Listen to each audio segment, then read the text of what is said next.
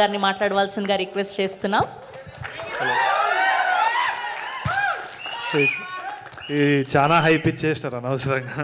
నాకు ఇప్పుడు ఏం చెప్పాలో అర్థమవుతలేదు. నేను కూడా లిస్ట్ పెట్టుకొని థ్యాంక్ యూ చెప్పేవారు ప్యాంట్ వరకు ఉంటుంది లిస్ట్, వైట్ వాళ్ళు తీసి చెప్తూ ఉంటుంది. కానీ ఇవాళ ఎందుకో ఇవాళ it was a very memorable day. అనుకోకుండా తెలంగాణ ఫార్మేషన్ డే ఇవాళ. అండ్ నాకెందుకో ఫ్లాష్ బ్యాక్ వచ్చింది. ఇవాళ మధ్యాహ్నమే నాకు had the honour of felicitation governor Raj Bhavan. తెలంగాణలో చాలామంది ఎవరెవరైతే కాంట్రిబ్యూట్ చేసినారో అని నా పేరు చెప్పి రావడం ఇవాళ ఫెలిసిటేషన్ అయింది.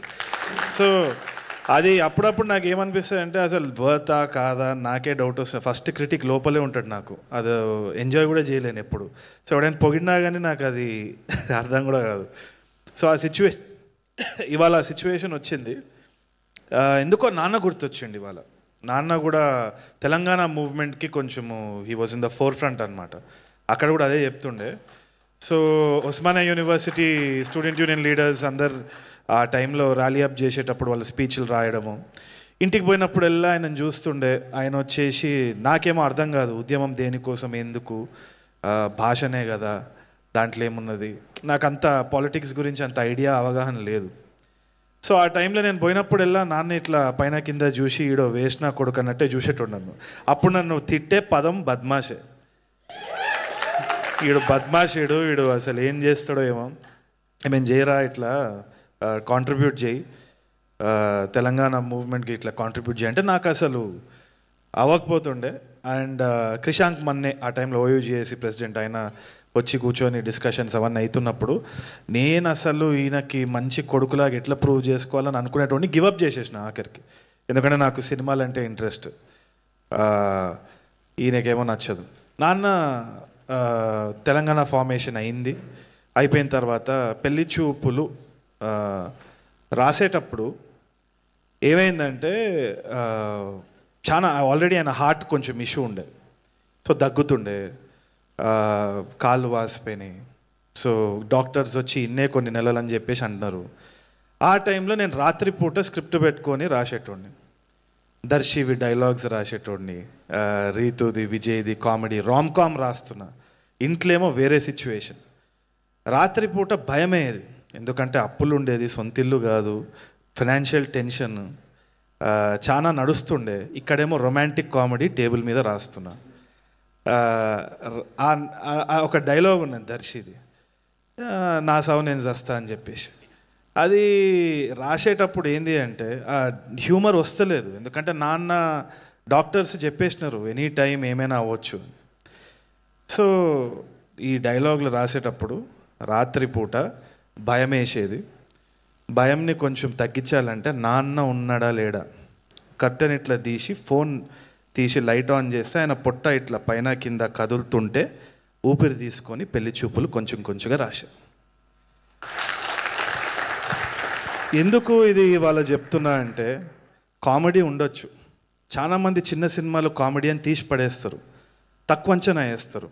ఇండస్ట్రీలో కానీ లేదు అంటే ఆడియన్స్ కూడా బడ్జెట్ చూస్తారు, మొఖాలు చూస్తారు, తీసి పడేస్తారు.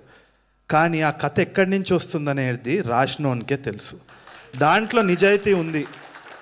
దాంట్లో ఏమాత్రం నిజాయితీ ఉంది అంటే ఎవడి సపోర్ట్ అవసరం లేదు. చంద్ర గారు అన్నట్టు కూడా ఎవడి సపోర్ట్ అవసరం లేదు. టాలెంట్ వడ్డీతో సహా ఇస్తుంది. టాలెంట్ ఎప్పుడు వడ్డీతో సహా ఇస్తుంది. సో అది నేను గట్టిగా నమ్ముతున్నా. కాబట్టి మీరు థ్యాంక్ యూ అన్న పెద్ద లిస్ట్ ఎవరికి చెప్పాల్సిన అవసరం లేదు. థ్యాంక్ యూ చెప్పని ఆయన ఉంటారు, ఆయనకి చెప్పుకోవాలి మనం తర్వాత కరెక్ట్ టైం వచ్చినప్పుడు చెప్పుకుంటాం అంతే. బట్ డెఫినెట్లీ అందరి సపోర్ట్ ఉంటేనే అవుతుంది ఇది. అండ్ మహేష్ గారి గురించి ఒకసారి నేను లాస్ట్కి చెప్పేసి ఐ లీవ్ యూ గైస్. అనుకోకుండా క్యాబ్ బుక్ చేసిన, క్యాబ్లో కూర్చున్న రామానాయుడు స్టూడియోకి వెళ్ళేది, మళ్ళీ వచ్చేసినారు. ఇప్పుడు ఏంది మర్యాద ఇది మళ్ళీ వెనకాల బద్మాషే వాళ్ళు. లేలే, I keep teasing him most of the time.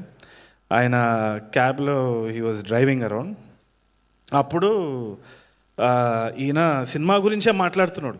ఎంత ధైర్యంగా అంటే ఏం సినిమాలు చూస్తున్నారు, ఎంత టాకటివ్ అంటే క్యాబ్లో కూడా నేను అసలు ఏమైనా మాట్లాడదామంటే ఈయననే టాపిక్, ఏం సినిమాలు చూసినారు ఏంది అంటే నేను అడిగినా మీకేం నచ్చింది అంటే పెళ్లి చూపులని ఒక సినిమా వచ్చింది చూసినారా అని నేను నన్ను అడుగుతుండు. ఏమున్నది ఆ సినిమాలో? మేకప్ లేదు, సాంగ్ లేదు, ఫైట్ లేదు. ఎందుకు చూస్తారు అంటే ఇట్లా నడుపుకుంటూ వెనకాల తిరిగి నీ ఏజ్ ఎంత, నువ్వు ఇట్లాంటి సినిమాలు చూడకుండా ఏం మాట్లాడుతున్నాను అని నన్ను తిడుతున్నాడు. ఫుల్ చాలా తిట్టిండు, పెద్ద వాదన అయింది. అయితే ఇది చూడాలి, ఇట్లాంటి సినిమాలు చూడాలి, నువ్వేంది అట్లా సపోర్ట్ చేస్తావు, అది ఇదని పెద్ద వాదన. మెల్లగా రామానాయుడు స్టూడియో గేట్ ఓపెన్ అయింది. మళ్ళీ మా ఆఫీస్ దగ్గర పోయినారు. ఎవరు మీరు అంటున్నారు. నువ్వు అన్నావు కదా పెళ్లి చూపుల సినిమా అని, ఆ పాడు సినిమా తీసింది నేనే. అలా అంటే సార్ నేను యాక్టర్ అదే అంటే ఆడిషన్ ఉన్నదిరా అని ఆడిషన్కి వచ్చిండు. వాస్తవానికి ఆడిషన్ చేసినప్పుడు కూడా ఇదో పరిచయం అయిందని కూడా గుర్తులేదు. అంత అద్భుతంగా ఆయన పర్ఫామ్ చేసినాడు కాబట్టే ఆయనకు ఆ రోల్ వచ్చింది. అంతగా తప్పితే ఎవరో నేనేదో హెల్ప్ చేసిన ఇదేని కాదు, అది మీ సత్తా మీద మీకు వచ్చింది. ఎప్పుడు అది నమ్మకం పెట్టుకోవాలి. మహేష్ గారిని మానిటర్లో చూసేటప్పుడు ప్రతిసారి అసలు ఆ చిన్న చిన్న రియాక్షన్స్, అందరు అన్నట్టు చిన్న చిన్న రియాక్షన్స్, ఆ కంటిన్యూటీ కూడా, అవన్నీ కూడా ఎంత న్యూయాన్స్డ్గా చేస్తుండంటే ప్రతి సినిమాకి పెరుగుతూ వస్తున్నారు. సో తప్పకుండా మీరు హీరో అయినా విలన్ అయినా ఏ పాత్ర అయినా కానీ జీవితాంతం అసలు సినిమాకి ఒక సర్వీస్లా చేస్తూ ఉండాలనేసి నేను మనస్ఫూర్తిగా కోరుకుంటున్నా. అండ్ అంత తప్పితే ఏం లే. And I think Badmashlu definitely hit అవుతుంది. 6th June ఎవ్రీబడి చూడండి. చూసిన తర్వాత మంచిగా ఉందంటే thank you Mahesh, thank you so much అని #, పెట్టండి.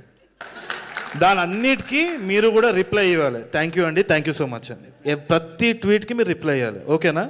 ఇదే అండి మీడియా, గుర్తుపెట్టుకోండి. మీడియా ముందు ప్రామిస్ చేసిండు, మీరు సినిమా చూసి టికెట్ కొని మీరు రివ్యూ రాస్తే ప్రతి ఒక్కరికి పేరు పేరున థ్యాంక్ యూ సో మచ్ అని అంటారు. Thank you so much. Thank you so much Tarun Bhascker గారు. Thank you so much and thank you Mallik Ram గారికి. బద్మాష్లే ఇదంతా నేను 500 జీపే చేసినందుకు. Thank you so much. Thank you for gracing